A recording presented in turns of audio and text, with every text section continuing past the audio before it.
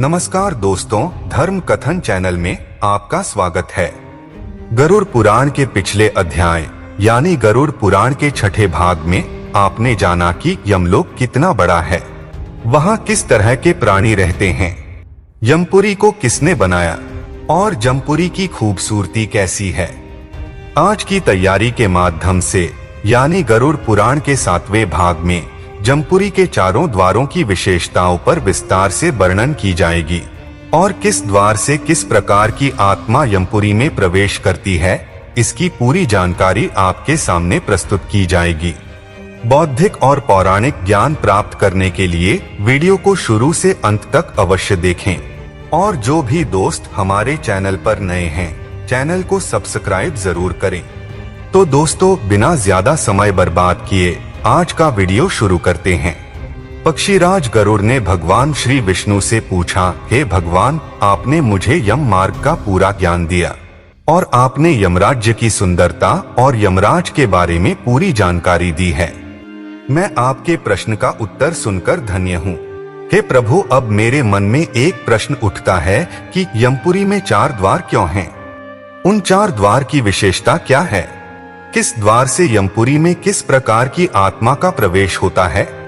मैं इन सवालों के जवाब जानने के लिए बहुत उत्सुक हूँ। कृपया मेरी इस जिज्ञासा को दूर करें। तब भगवान विष्णु ने कहा, हे पक्षीराज गरुड़, यमपुरी में कुल 4 द्वार हैं। पूर्व द्वार, दक्षिण द्वार, पश्चिम द्वार, उत्तर द्वार। इन चारों द्वार में से प्रत्येक की अलग अलग विशेषताएं हैं। सबसे पहले मैं आपको यमपुरी के पूर्व द्वार की महानता बता रहा हूँ। यमपुरी का पूर्व द्वार बहुत ही सुंदर है। द्वार के ऊपर लहराते हजारों पताका ने द्वार की खूबसूरती को कई गुना बढ़ा देता है। द्वार को कई कीमती रत्नों से सजाया गया है। वहाँ हमेशा गंधर्वों और अप्सराओं का संगीत और नृत्य चलती रहती है। उस द्वार से देवता, ऋषि, मुनि, गंधर्व और सिद्ध पुरुष ने यमपुरी में प्रवेश करता है। अब मैं आपको यमपुरी के उत्तरी द्वार की विशेषताएं बता रहा हूँ। इस द्वार को बड़ा बड़ा पत्थरों से बनाया गया है और दरवाजे के ऊपर हीरे, जवाहरात और विभिन्न सौंदर्य पत्थरों से सजाए गए हैं। इस द्वार में सदैव सूर्य का कोमल प्रकाश प्रवेश करता है। यह द्वार हमेशा मनमोहक फूलों की खुशबू से भरी रहती है।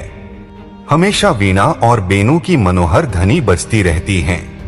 हमेशा 1000 घंटियों की आवाज सुनाई देते हैं।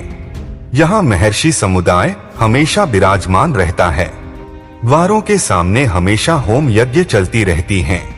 इस द्वार से उन सिद्ध आत्माओं के प्रवेश होती हैं जो धर्म के मार्ग पर चली हैं, जो हमेशा सच बोला है, जो हमेशा गरीबों को दान देता है और जो ब्राह्मणों को भोजन कराया था, जिन्होंने असहायों को आश्रय दिया और अपने माता पिता की सेवा की। वह पूर्ण आत्मा हमेशा यमपुरी के उत्तरी द्वार से प्रवेश करती है।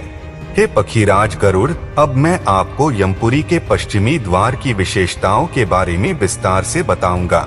यमपुरी के पश्चिमी द्वार को कई तरह के कीमती गहनों से सजाया गया है। देवताओं ने उस द्वार की शोभा प्रदान करते हैं। यहाँ हमेशा ढोल, मृदंग, शंख और आदिम वाद्य यंत्रों की आवाजें बजती रहती हैं। ऋषि मुनि सदैव उस द्वार के सामने बैठकर विभिन्न शुभ होम यज्ञ करते हैं। वे सभी जो भगवान शिव की पूजा करते हैं, जो पूर्ण प्राप्ति के लिए महान नदी गंगा में स्नान करता है, जो ब्राह्मण को गाय दान करता है, जो अतिथियों की पूजन करता है और जिसने पति, मित्रों या दुनिया की भलाई के लिए अपनी प्राण त्याग करते हैं, उन सभी महान आत्माओं को यमपुरी के पश्चिमी द्वार से प्रवेश कराती हैं। हे पक्षीराज गरुड़, अब मैं आपको यमपुरी के दक्षिणी द्वार की विशेषताओं के बारे में विस्तार से बताऊंगा।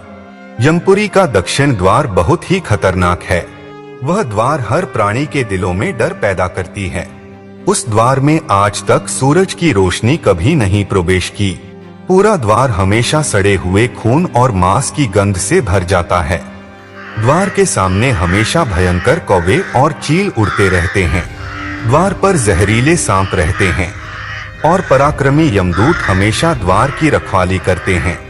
हे पक्षीराज गरुड़, वे जीव जो पापी होते हैं, यानी जो लोग बहुत लालची होते हैं, जो दूसरों की संपत्ति का आनंद लेते हैं, जो जानवरों को मारते हैं, जो कठोर बोलते हैं, जो हमेशा महिलाओं को नीची नजर से देखते हैं और उनका अनादर करते हैं, जो माता पिता के वृद्धावस्था में उनको घर से निकल देते हैं, उन व्यक्तियों की आत्माएं दक्षिणी द्वार से यमलोक में प्रवेश करती हैं।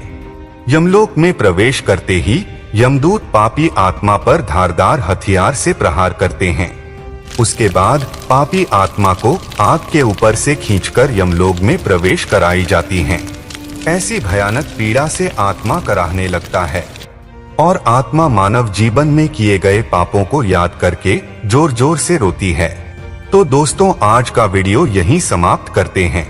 गरुड़ पुराण के अगले अध्याय यानी गरुड़ पुराण के 8वें अध्याय में हम जानेंगे कि किस प्रकार के पापों के लिए आत्मा को किस प्रकार की सजा दी जाती है। तो दोस्तों, यह वीडियो आपको कैसा लगा? उम्मीद है आपको वीडियो पसंद आया होगा।